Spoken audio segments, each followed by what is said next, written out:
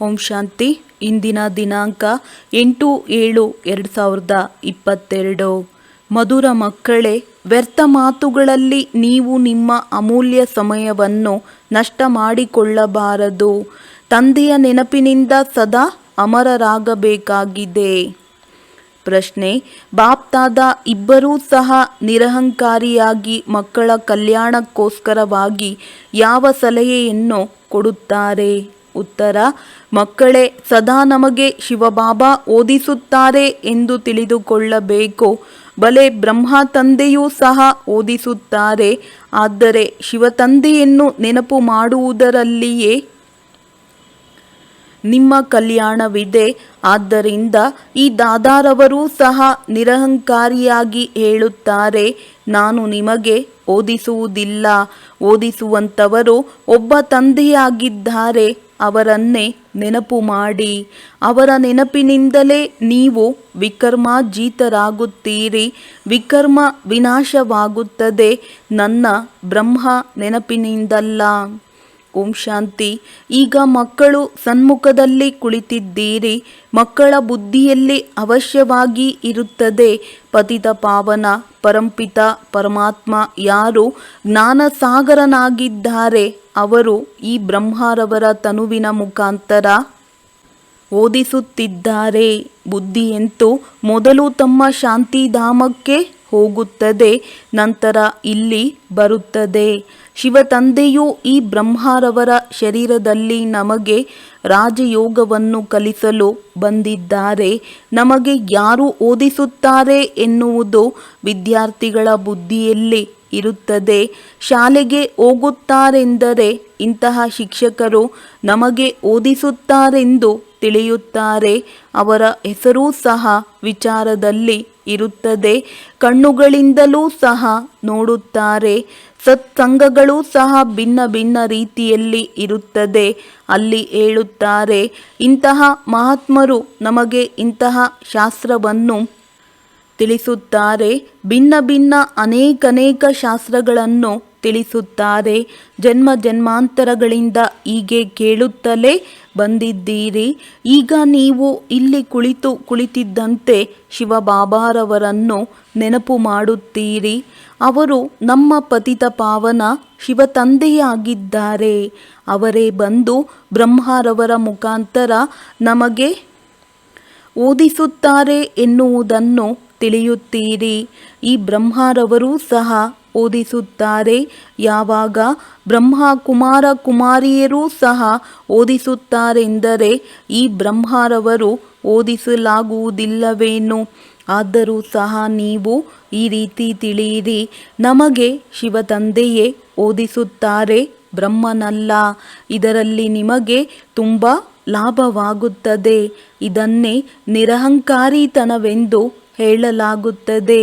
ತಂದೆ ಮತ್ತು ದಾದಾ ಇಬ್ಬರು ನಿರಹಂಕಾರಿ ಆಗಿದ್ದಾರೆ.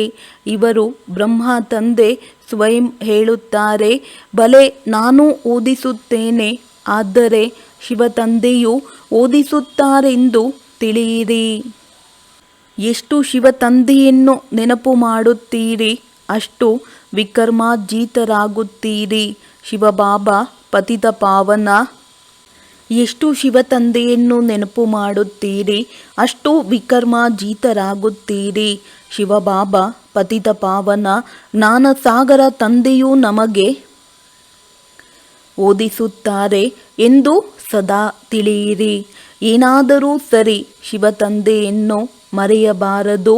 ಏಕೆಂದರೆ ಆಸ್ತಿಯನ್ನು ಸಹ ಅವರಿಂದಲೇ ಪಡೆಯಬೇಕಾಗಿದೆ. ಶಿವತಂದೆಯು ನಿರಂತರ ನನ್ನನ್ನು ನೆನಪು ಮಾಡಿ ಎಂದು ಹೇಳುತ್ತಾರೆ. ಬ್ರಹ್ಮರವರ ಆತ್ಮನಿಗೂ ಸಹ ಹೇಳುತ್ತಾರೆ, ನೀವು ನನ್ನ ಹತ್ತಿರ ಬರಬೇಕಾಗಿದೆ. ಹೇಳುತ್ತಾ ಕುಳಿತುಕೊಳ್ಳುತ್ತಾ ನನ್ನನ್ನು ನೆನಪು ಮಾಡುವ ಪುರುಷಾರ್ಥ ಮಾಡಿ. ಇದರಲ್ಲಿ ತುಂಬ ಸಂಪಾದನೆ ಇದೆ, ತುಂಬ ಒಳ್ಳೆಯ ಆರೋಗ್ಯವೂ ಸಿಗುತ್ತದೆ. ಆದ್ದರಿಂದ ಎಂದು ಸಮಯವನ್ನು ವ್ಯರ್ಥವಾಗಿ ಕಳೆಯಬಾರದು. ಕೆಟ್ಟದ್ದನ್ನು ಕೇಳಬೇಡಿ, ಕೆಟ್ಟದ್ದನ್ನು ನೋಡಬೇಡಿ. ಜ್ಞಾನ ಯೋಗದ ವಿನಃ ಯಾವುದೇ ವ್ಯರ್ಥ ಮಾತುಗಳನ್ನು ಮಾತನಾಡಬೇಡಿ. ಯಾರಲ್ಲಿ ಜ್ಞಾನವು ಕಡಿಮೆ ಇರುತ್ತದೆ ಅವಶ್ಯವಾಗಿ ಅಜ್ಞಾನವೇ ಇರುತ್ತದೆ. ಅಲ್ಲಸಲ್ಲದ ಮಾತುಗಳನ್ನು ಮಾತನಾಡುತ್ತಿರುತ್ತಾರೆ. ಆದರೆ ಇಂತಹ ಮಾತುಗಳನ್ನು ಎಂದೂ ಕೇಳಬಾರದು. ಯಾರೇ ಇಂತಹ ವ್ಯರ್ಥ ಮಾತುಗಳನ್ನು ತಿಳಿಸುತ್ತಾರೆಂದರೆ ಇವರು ನಮ್ಮ ಶತ್ರುವಾಗಿದ್ದಾರೆ. ವ್ಯರ್ಥ ಮಾತುಗಳನ್ನು ತಿಳಿಸಿ ಸಮಯವನ್ನು ವ್ಯರ್ಥ ಮಾಡುತ್ತಾರೆ ಎಂದು ತಿಳಿಯಿರಿ. ತಂದೆಯು ತಿಳಿಸುತ್ತಾರೆ, ಮಕ್ಕಳೇ, ಇಂತಹ ವ್ಯರ್ಥ ಮಾತುಗಳನ್ನು ಕೇಳಬೇಡಿ. ಯಾರದೇ ಗ್ಲಾನಿ ಮಾಡುತ್ತಾರೆ, ಯಾರ ಬಗ್ಗೆಯಾದರೂ ಮಾತನಾಡುತ್ತಾರೆ, ಹೇಳುತ್ತಾರೆಂದರೆ ಇಂತಹ ವ್ಯರ್ಥ ಮಾತುಗಳನ್ನು ಎಂದೂ ಕೇಳಬೇಡಿ ಎಂದು ಯಾರಿಗೂ ತಿಳಿಸಬೇಡಿ. ಯಾರಲ್ಲಿ ಈ ಜ್ಞಾನವಿರುವುದಿಲ್ಲ ಅವರೇ ಇಂತಹ ಮಾತುಗಳನ್ನು ತಿಳಿಸಿ ಇನ್ನೂ ನಷ್ಟ ಮಾಡಿಕೊಳ್ಳುತ್ತಾ ಇರುತ್ತಾರೆ. ಆದ್ದರಿಂದ ಪ್ರತಿ ಬಾರಿ ತಿಳಿಸಲಾಗುತ್ತದೆ, ಸೇವೆಯಲ್ಲಿ ತತ್ಪರರಾಗಿರಿ ಎಂದು. ಈ ಚಿತ್ರಗಳ ಮೇಲೆ ಎಷ್ಟು ಬೇರೆಯವರಿಗೆ ತಿಳಿಸುತ್ತೀರಿ ಅಷ್ಟು ಧಾರಣೆ ಆಗುವುದು. ಇಲ್ಲಿ ಕುಳಿತು ಚಿತ್ರ ನೋಡಿ ಈ ವಿಚಾರ ಮಾಡಿ, ಇವರು ಶಿವತಂದೆಯಾಗಿದ್ದಾರೆ, ಇವರು ದಾದಾ ಆಗಿದ್ದಾರೆ, ಇವರ ಮುಖಾಂತರ ನಮಗೆ ಆಸ್ತಿಯೂ ಸಿಗುತ್ತದೆ. ಮತ್ತೆ ಈ ಪತಿತ ಹಳೆಯ ಪ್ರಪಂಚದ ವಿನಾಶವಾಗಿ ಬಿಡುತ್ತದೆ. ಇಂತಿಂತಹ ಮಾತುಗಳನ್ನು ಆಡುತ್ತಾ ತಮ್ಮನ್ನೂ ಸಹ ಸಂತೋಷಗೊಳಿಸಿಕೊಳ್ಳುತ್ತೀರಿ. ಇದು ಚೆನ್ನಾಗಿರುತ್ತದೆ. ಅಲ್ಲಸಲ್ಲದ ಮಾತುಗಳನ್ನು ಮಾತನಾಡಿದರೆ ಪಾಪಾತ್ಮರಾಗುತ್ತೀರಿ. ಮಕ್ಕಳೇ, ಪಾಪಾತ್ಮರಾಗಬೇಡಿ. ಪ್ರಪಂಚದ ಸಮಾಚಾರ ಇಂಥವರು ಹೀಗಿದ್ದಾರೆ, ಅವರು ಈ ರೀತಿ ಮಾಡಿದರು. ಇಂತಹ ಮಾತುಗಳನ್ನು ಯಾರು ಕೇಳುತ್ತಾರೆ ಮತ್ತು ತಿಳಿಸುತ್ತಾರೆ ಅವರು ತಮ್ಮ ಅಮೂಲ್ಯ ಸಮಯವನ್ನು ನಷ್ಟ ಮಾಡಿಕೊಳ್ಳುತ್ತಾರೆ. ನೀವಂತೂ ತುಂಬ ಸ್ವತಂತ್ರರಾಗುತ್ತಿದ್ದೀರಿ, ವಿಶ್ವದ ಮಾಲೀಕರಾಗುತ್ತಿದ್ದೀರಿ. ಅವಶ್ಯವಾಗಿ ಭಾರತವು ಸ್ವತಂತ್ರವಾಗಿತ್ತು, ಈಗ ಪರತಂತ್ರವಾಗಿದೆ. ತಂದೆಯ ಮುಖಾಂತರ ಸ್ವತಂತ್ರರಾಗುತ್ತಿದ್ದೀರಿ. ತಂದೆ ಮತ್ತು ಸೃಷ್ಟಿ ಚಕ್ರವನ್ನು ನೆನಪು ಮಾಡುವುದಂತೂ ತುಂಬ ಸಹಜವಾಗಿದೆ. ಈ ಸಂಗಮ ಯುಗವು ಯಾರಿಗೂ ತಿಳಿದಿಲ್ಲ. ಕಲಿಯುಗದಲ್ಲಿ ಎಲ್ಲರೂ ಪತಿತರಾಗಿದ್ದಾರೆ, ಸತ್ಯಯುಗದಲ್ಲಿ ಎಲ್ಲರೂ ಪಾವನರಿದ್ದರು. ತಂದೆಯು ತಿಳಿಸುತ್ತಾರೆ, ನಾನು ಕಲ್ಪಕಲ್ಪದ ಸಂಗಮ ಯುಗದಲ್ಲಿ ಪತಿತರನ್ನು ಪಾವನ ಮಾಡಲು ಬರುತ್ತೇನೆ. ಅಜಾಮಿಳರಂತಹ ಪಾಪಿಗಳೂ ಸಹ ಇದ್ದಾರೆ. ಇದಂತೂ ಪಾಪದ ಪ್ರಪಂಚವೇ ಆಗಿದೆ.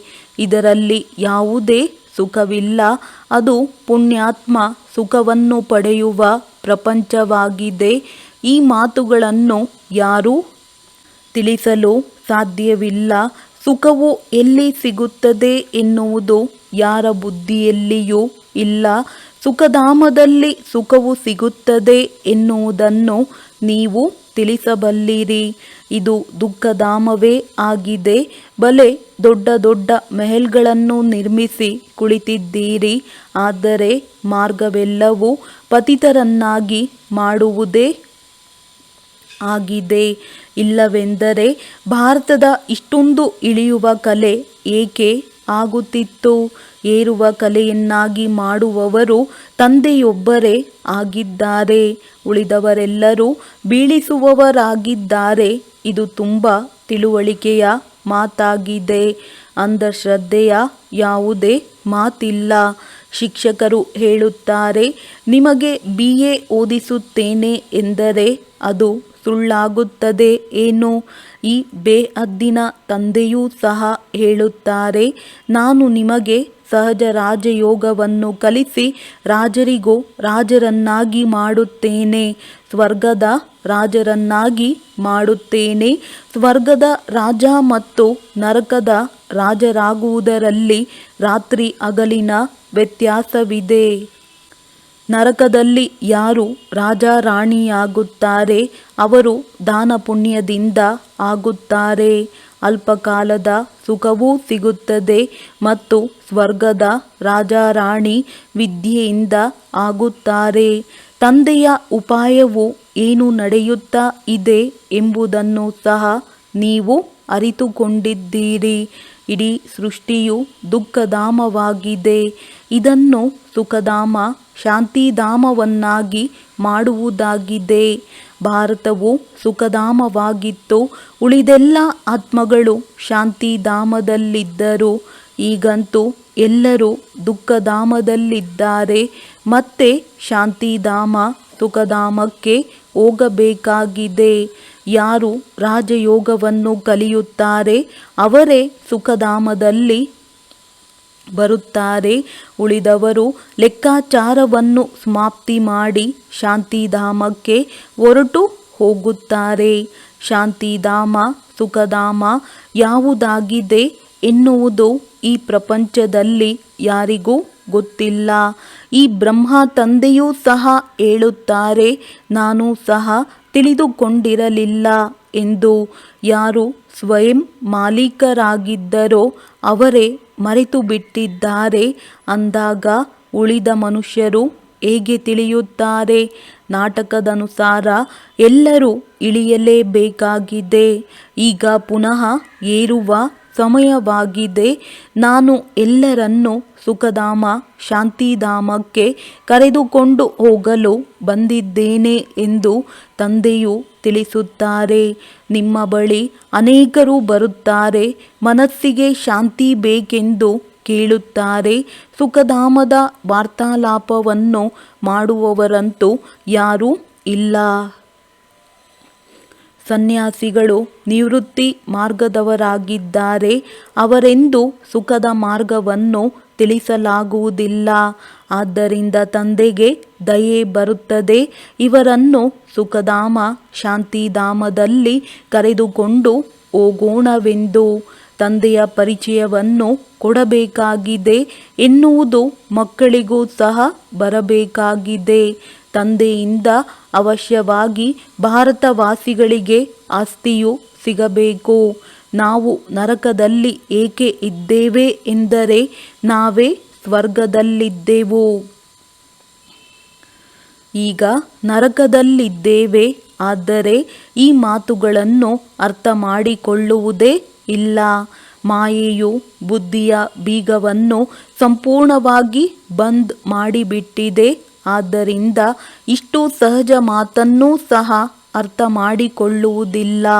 ಭಗವಂತ ಸ್ವರ್ಗದ ರಚಯಿತನಾಗಿರುವ ಕಾರಣ ನಾವು ಅವಶ್ಯವಾಗಿ ಸ್ವರ್ಗದ ಮಾಲೀಕರಾಗಬೇಕು.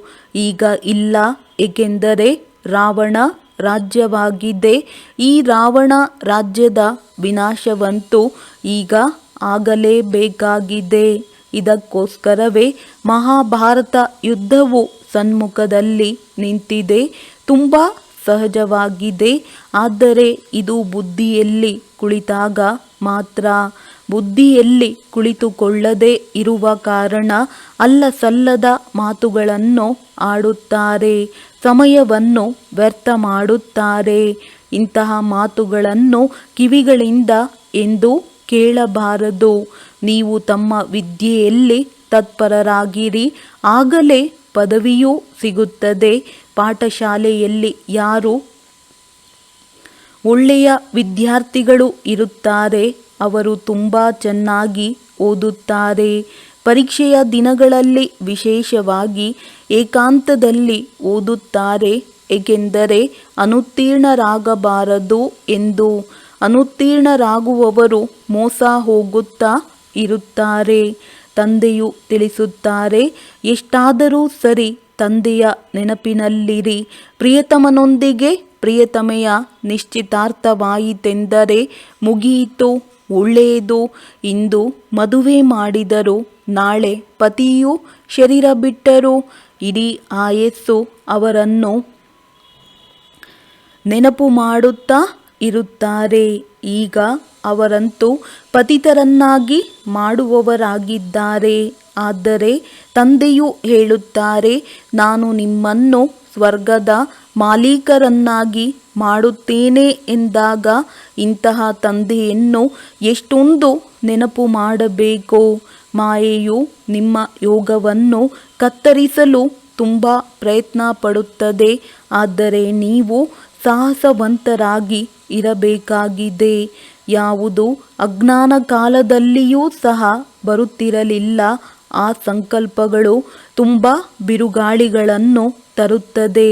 ಹೇಗೆ ವೈದ್ಯರು ಹೇಳುತ್ತಾರೆ, ಇದರಿಂದ ಹೆದರಬಾರದು ಎಂದು, ಈ ರೀತಿ ಅಲ್ಲ.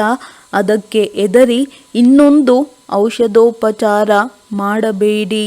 ತಂದೆಯೂ ಸಹ ಹೇಳುತ್ತಾರೆ, ಹೆದರಬೇಡಿ. ಮನಸ್ಸಿನ ಬಿರುಗಾಳಿಗಳು ತುಂಬ ಬರುತ್ತವೆ.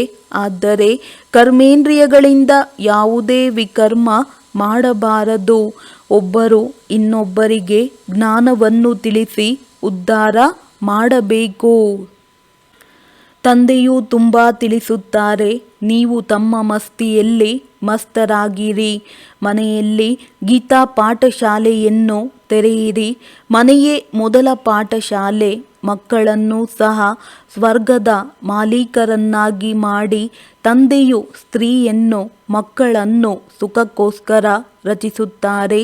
ನೀವು ಸಹ ಅರಿತುಕೊಂಡಿದ್ದೀರಿ, ನಾವು ಭವಿಷ್ಯಕ್ಕೋಸ್ಕರ ಸಂಪಾದನೆ ಮಾಡುತ್ತೇವೆ ಅಂದಾಗ ಸ್ತ್ರೀ, ಮಕ್ಕಳು ಮುಂತಾದವರಿಗೂ ಸಹ ಈ ಸಂಪಾದನೆಯನ್ನು ಏಕೆ ಮಾಡಿಸಬಾರದು? ಅವರಿಗೆ ಗಳಿಗೆ ಗಳಿಗೆಯೂ ಹೇಳಿ ವ್ಯಾಪಾರ ವ್ಯವಹಾರವನ್ನು ಬಲೆ ಮಾಡಿ ಕೇವಲ ತಂದೆಯನ್ನು ನೆನಪು ಮಾಡುತ್ತಾ ಇರಿ. ಈ ಅಭ್ಯಾಸವು ಈ ರೀತಿ ಆಗಿಬಿಡಬೇಕು. ಅಂತ್ಯದಲ್ಲಿ ವಿನಾಶದ ಸಮಯದಲ್ಲಿ ಒಬ್ಬ ತಂದೆಯ ನೆನಪೇ ಇರಬೇಕು. ತಂದೆಯು ತಿಳಿಸುತ್ತಾರೆ, ನೀವೆಲ್ಲರೂ ಈಗ ವಾನಪ್ರಸ್ಥ ಸ್ಥಿತಿಯಲ್ಲಿದ್ದೀರಿ.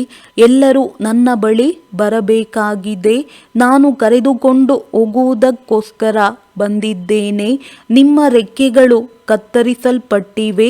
ಸನ್ಯಾಸಿಗಳಂತೂ ಬ್ರಹ್ಮತತ್ವವನ್ನು ನೆನಪು ಮಾಡುತ್ತಾರೆ. ಅವರು ತಂದೆಯನ್ನು ನೆನಪು ಮಾಡುವುದಿಲ್ಲ. ಯಾರು ದೇವತಾ ಧರ್ಮದವರಿರುತ್ತಾರೆ ಅವರು ಒಪ್ಪುತ್ತಾರೆ ಮತ್ತು ಶಿವತಂದೆಯನ್ನು ನೆನಪು ಮಾಡಲು ತೊಡಗುತ್ತಾರೆ. ಬ್ರಾಹ್ಮಣರಾಗದ ಹೊರತು ದೇವತೆಗಳಾಗಲು ಸಾಧ್ಯವಿಲ್ಲ. ವರ್ಣಗಳ ಚಕ್ರವಿದೆಯಲ್ಲವೇ? ಶೂದ್ರ ವರ್ಣದವರಾಗಿದ್ದೀರಿ. ಈಗ ಬ್ರಹ್ಮರವರ ಮುಖಾಂತರ ಬ್ರಾಹ್ಮಣರಾಗಿ ತಾತನ ಆಸ್ತಿಯನ್ನು ಪಡೆಯುತ್ತಿದ್ದೀರಿ. ಶೂದ್ರರಿಂದ ಬ್ರಾಹ್ಮಣರಾಗಿದ್ದೀರಿ. ಹೊಸ ಪ್ರಪಂಚದ ಮಾಲೀಕರಾಗುತ್ತೀರಿ. ಬ್ರಾಹ್ಮಣರು ಎಲ್ಲರಿಗಿಂತ ಶ್ರೇಷ್ಠರಾಗಿದ್ದೀರಿ. ಬ್ರಾಹ್ಮಣರಿಗೆ ಶಿಖೆ ಇದೆಯಲ್ಲವೇ? ನಾವು ರಂಗಿನ ರಾಟೆಯನ್ನು ಆಡುತ್ತೇವೆ. ಇದರಲ್ಲಿ 84 ಜನ್ಮಗಳ ಜ್ಞಾನವು ಸೆಕೆಂಡಿನಲ್ಲಿ ಸಿಗುತ್ತದೆ. ಹೇಗೆ ರಾಟೆಯನ್ನು ಆಡುತ್ತಾ ಆಡುತ್ತಾ ತೀರ್ಥಸ್ಥಾನಗಳಿಗೆ ಹೋಗುತ್ತಾರೆ. ಇಷ್ಟೊಂದು ಮಹತ್ವ ಇರುತ್ತದೆ. ತುಂಬ ಭಾವನೆಯಿಂದ ಹೋಗುತ್ತಾರೆ. ಇತ್ತೀಚೆಗಂತೂ ತೀರ್ಥಸ್ಥಾನಗಳಲ್ಲಿಯೂ ಸಹ ಸಾರಾಯಿ ಮುಂತಾದವುಗಳನ್ನು ಕುಡಿಯುತ್ತಾರೆ. ಅಭ್ಯಾಸವಾಗಿರುತ್ತದೆ ಎಂದರೆ ಜೇಬಲ್ಲಿ ಮುಚ್ಚಿಟ್ಟುಕೊಂಡು ಬಾಟಲನ್ನು ತೆಗೆದುಕೊಂಡು ಹೋಗುತ್ತಾರೆ. ಬ್ರಹ್ಮ ಬಾಬಾ ಎಲ್ಲ ಮಾತುಗಳ ಅನುಭವಿಯಾಗಿದ್ದಾರೆ. ಶಿವತಂದೆಯು ಪೂರ್ಣ ಅನುಭವಿ ರಥವನ್ನು ತೆಗೆದುಕೊಂಡಿದ್ದಾರೆ. ಇವರಿಗೂ ಸಹ ತಂದೆಯು ಹೇಳುತ್ತಾರೆ, ನೀವು ಅನೇಕ ಗುರುಗಳನ್ನು ಮಾಡಿಕೊಂಡಿದ್ದೀರಿ, ಸತ್ಸಂಗಗಳನ್ನು ಮಾಡಿದ್ದೀರಿ ಎಂದು. ಆದರೆ ಈಗ ಅದೆಲ್ಲವನ್ನು ಮರೆತು ಬಿಡಿ. ಈಗ ನಾನು ಏನನ್ನು ತಿಳಿಸುತ್ತೇನೆ ಅದನ್ನೇ ಕೇಳಿ. ಭಗವಂತನು ಅರ್ಜುನನಿಗೆ ಹೇಳಿದರು, ರಥವಂತೂ ವಾಸ್ತವದಲ್ಲಿ ಇವರಾಗಿದ್ದಾರೆ. ಈ ರಥದಲ್ಲಿ ಶಿವತಂದೆಯು ರಥಿಯಾಗಿದ್ದಾರೆ. ನೀವೆಲ್ಲರೂ ಅರ್ಜುನರಾಗಿದ್ದೀರಿ. ಬಾಕಿ ಕುದುರೆ ಗಾಡಿಯ ಮಾತೇ ಇಲ್ಲ, ಸೈನ್ಯದ ಮಾತು ಇಲ್ಲ. ಅದು ಭಕ್ತಿ ಮಾರ್ಗವಾಗಿದೆ, ಇದು ಜ್ಞಾನ ಮಾರ್ಗವಾಗಿದೆ. ಭಕ್ತಿಯ ವರ್ಗವೇ ಬೇರೆ ಆಗಿದೆ. ಜ್ಞಾನ ಕೊಡುವವರು ಒಬ್ಬ ತಂದೆಯಾಗಿದ್ದಾರೆ, ಉಳಿದೆಲ್ಲರೂ ಭಕ್ತರಾಗಿದ್ದಾರೆ. ಇಡೀ ಪ್ರಪಂಚದ ಯಾರೆಲ್ಲ ಮನುಷ್ಯರಿದ್ದಾರೆ ಎಲ್ಲರ ಆತ್ಮವು ಹೇಳುತ್ತದೆ, ಓ ಭಗವಂತನೇ ಎಂದು. ಅವರೇ ಆತ್ಮಗಳ ತಂದೆಯಾಗಿದ್ದಾರೆ ಎನ್ನುವುದನ್ನು ಆತ್ಮರು ತಿಳಿದುಕೊಳ್ಳುತ್ತಾರೆ. ನಮ್ಮ ಲೌಕಿಕ ತಂದೆಯೂ ಇದ್ದಾರೆ, ಆದರೂ ಸಹ ಏಕೆ ಸ್ವರ್ಗದ ರಚಯಿತ ತಂದೆಯನ್ನು ನೆನಪು ಮಾಡುತ್ತೇವೆ ಎನ್ನುವುದನ್ನು ಸಹ ತಿಳಿದುಕೊಂಡಿದ್ದೀರಿ. ಕೇವಲ ದುಃಖದ ಸಮಯದಲ್ಲಿ ಏಕೆ ನೆನಪು ಮಾಡುತ್ತೀರಿ? ತಂದೆಯು ತಿಳಿಸುತ್ತಾರೆ, ನಾನು ಇಷ್ಟೊಂದು ಸುಖ ಶಾಂತಿಯನ್ನು ಕೊಡುತ್ತೇನೆ, ಆದ್ದರಿಂದಲೇ ಪುನಃ ದುಃಖದಲ್ಲಿಯೂ ಸಹ ನನ್ನನ್ನೇ ನೆನಪು ಮಾಡುತ್ತೀರಿ. ಆದ್ದರಿಂದ ಪರಸ್ಪರ ನೀವು ಈ ಜ್ಞಾನದ ಮಾತುಗಳನ್ನು ಮಾತನಾಡಬೇಕಾಗಿದೆ. ಮಿತ್ರ ಸಂಬಂಧಿಗಳ ಹತ್ತಿರ ಅಥವಾ ಆಫೀಸರ್ಗಳ ಹತ್ತಿರವೂ ಸಹ ಹೋಗಬೇಕಾಗಿದೆ. ಎಲ್ಲರೊಂದಿಗೆ ಸಂಬಂಧವನ್ನು ಇಟ್ಟುಕೊಳ್ಳಬೇಕಾಗಿದೆ. ತುಂಬ ಯುಕ್ತಿಯಿಂದ ಎಲ್ಲರಿಗೆ ಜ್ಞಾನರತ್ನಗಳ ದಾನವನ್ನು ಕೊಡಬೇಕಾಗಿದೆ. ಮದುವೆಯಲ್ಲಿಯೂ ಸಹ ಸೇವಾರ್ಥವಾಗಿ ಹೋಗಬೇಕಾಗಿದೆ. ನೀವು ಗುಪ್ತ ಅಹಿಂಸಕ ಸೈನಿಕರಾಗಿದ್ದೀರಿ. ನೀವು ಯಾವುದೇ ಪ್ರಕಾರದ ಹಿಂಸೆಯನ್ನು ಮಾಡಬಾರದು, ದುಃಖ ಕೊಡಬಾರದಾಗಿದೆ. ಒಳ್ಳೆಯದು. ಮಧುರಾತಿ ಮಧುರ ಅಗಲಿ ಹೋಗಿ ಮರಳಿ ಸಿಕ್ಕಿರುವ ಮಕ್ಕಳ ಪ್ರತಿ ಮಾತಾಪಿತಾ ಬಾಪ್ತಾದರವರ ನೆನಪು, ಪ್ರೀತಿ ಹಾಗೂ ಸುಪ್ರಭಾತ. ಆತ್ಮಿಕ ಮಕ್ಕಳಿಗೆ ಆತ್ಮಿಕ ತಂದೆಯ ನಮಸ್ತೆ. ಧಾರಣೆಗಾಗಿ ಮುಖ್ಯ ಸಾರ. ಶ್ರೇಷ್ಠ ಪದವಿಯನ್ನು ಪಡೆಯುವುದಕ್ಕೋಸ್ಕರ ತಮ್ಮ ವಿದ್ಯೆಯಲ್ಲಿ ತತ್ಪರರಾಗಿರಬೇಕಾಗಿದೆ. ಅಲ್ಲ ಸಲ್ಲದ ವ್ಯರ್ಥ ಮಾತುಗಳನ್ನು ಕೇಳಬಾರದು. ತಮ್ಮ ಸಮಯವನ್ನು ವ್ಯರ್ಥವಾಗಿ ಕಳೆಯಬಾರದು. ಒಬ್ಬರು ಇನ್ನೊಬ್ಬರಿಗೆ ಜ್ಞಾನವನ್ನು ತಿಳಿಸಿ ಕಲ್ಯಾಣ ಮಾಡಬೇಕಾಗಿದೆ. ಮನಸ್ಸಿನ ಬಿರುಗಾಳಿಗಳಿಗೆ ವಶರಾಗಿ ಕರ್ಮೇಂದ್ರಿಯಗಳಿಂದ ಎಂದೂ ಯಾವುದೇ ವಿಕರ್ಮವನ್ನು ಮಾಡಬಾರದಾಗಿದೆ. ವರದಾನ: ಸರ್ವಶಕ್ತಿರೂಪಿ ಜನ್ಮಸಿದ್ಧ ಅಧಿಕಾರವನ್ನು ಪ್ರತಿ ಸಮಯ ಕಾರ್ಯದಲ್ಲಿ ಉಪಯೋಗಿಸುವಂತಹ ಮಾಸ್ಟರ್ ಸರ್ವಶಕ್ತಿವಂತ ಭವ. ಸರ್ವಶಕ್ತಿಗಳು ತಂದೆಯ ಖಜಾನೆಗಳಾಗಿವೆ ಮತ್ತು ಆ ಖಜಾನೆಗಳ ಮೇಲೆ ಮಕ್ಕಳ ಅಧಿಕಾರವಿದೆ. ಅಧಿಕಾರವಂತರಿಗೆ ಹೇಗೆ ನಡೆಸುತ್ತಾರೋ ಹಾಗೆ ನಡೆಯುತ್ತವೆ. ಹಾಗೆಯೇ ಸರ್ವಶಕ್ತಿಗಳು ಯಾವಾಗ ಅಧಿಕಾರದಲ್ಲಿರುತ್ತವೆ ಆಗ ನಂಬರ್ 1 ವಿಜಯಿಗಳಾಗಲು ಸಾಧ್ಯವಿದೆ. ಪ್ರತಿಯೊಂದು ಶಕ್ತಿ ಪ್ರತಿ ಸಮಯ ಕೆಲಸಕ್ಕೆ ಬರುತ್ತವೆಯೇ ಎಂದು ಪರಿಶೀಲನೆ ಮಾಡಿಕೊಳ್ಳಿ. ಪ್ರತಿಯೊಂದು ಪರಿಸ್ಥಿತಿಯಲ್ಲಿ ಶಕ್ತಿಗಳನ್ನು ಅಧಿಕಾರದಿಂದ ಉಪಯೋಗಿಸಿ. ಬಹಳ ಕಾಲದಿಂದ ಶಕ್ತಿರೂಪಿ ರಚನೆಯನ್ನು ಕಾರ್ಯದಲ್ಲಿ ಉಪಯೋಗಿಸುವಂತಹ ಅಭ್ಯಾಸವಿದ್ದರೆ ಆಗ ಮಾಸ್ಟರ್ ಸರ್ವಶಕ್ತಿವಂತರು ಎಂದು ಹೇಳಲಾಗುತ್ತದೆ. ಸ್ಲೋಗನ್: ಯಾವುದೇ ಮಹಾನ್ ಕಾರ್ಯ ಎಲ್ಲರ ಉಮಂಗ ಉತ್ಸಾಹದಿಂದಲೇ ಸಂಭವವಾಗುತ್ತದೆ. ಒಳ್ಳೆಯದು. ಓಂ ಶಾಂತಿ.